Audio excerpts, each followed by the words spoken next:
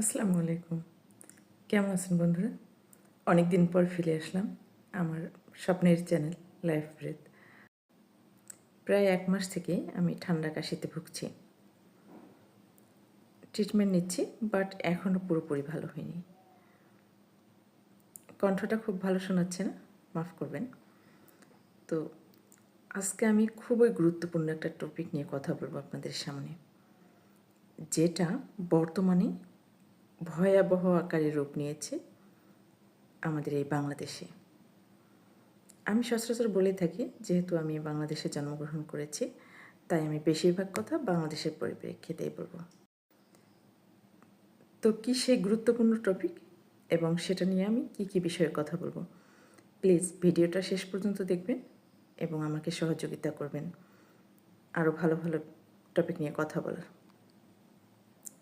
আজকে আমি যেই টপিক নিয়ে কথা বলবো সেটা হচ্ছে শিশুদের মোবাইল অ্যাডিকশন। শিশুদের মোবাইল অ্যাডিকশনের জন্য কি শুধু শিশুরাই দায়ী, বড়রা নয়?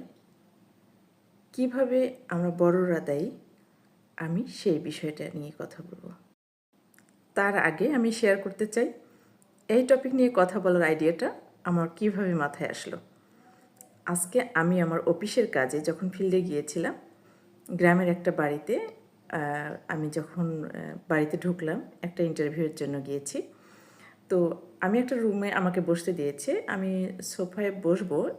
আমার মনে হলো রুমে ঢুকে যে একটা বাচ্চা শুয়ে আছে বিছানায়। বাচ্চাটার বয়স হবে এই ১৩ মাস কিংবা ১৫ মাস, এর মধ্যেই, ১৩ থেকে ১৫ মাসের মধ্যে।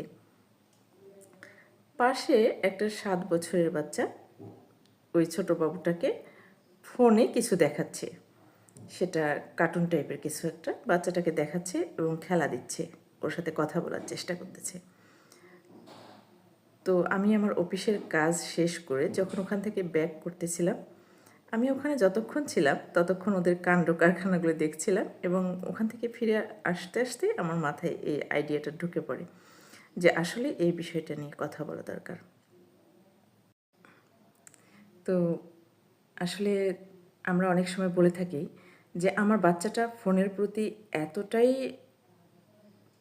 নেশা হয়ে গেছে তার ফোন দেখার প্রতি, যে আমি কোনোভাবেই ফোন থেকে তাকে সরাতে পারছি না। এবং আমার মনে হয় অনেক মায়েরই এটা এক্সকিউজ হবে, বাবা মা দুজনারই। আসলে শিশুরা যে ফোনের প্রতি বেশি আসক্ত হয়ে পড়ছে, এটার জন্য কি শুধু শিশুরাই দায়ী? আমার তা মনে হচ্ছে না। আমি বাস্তবে যেই বিষয়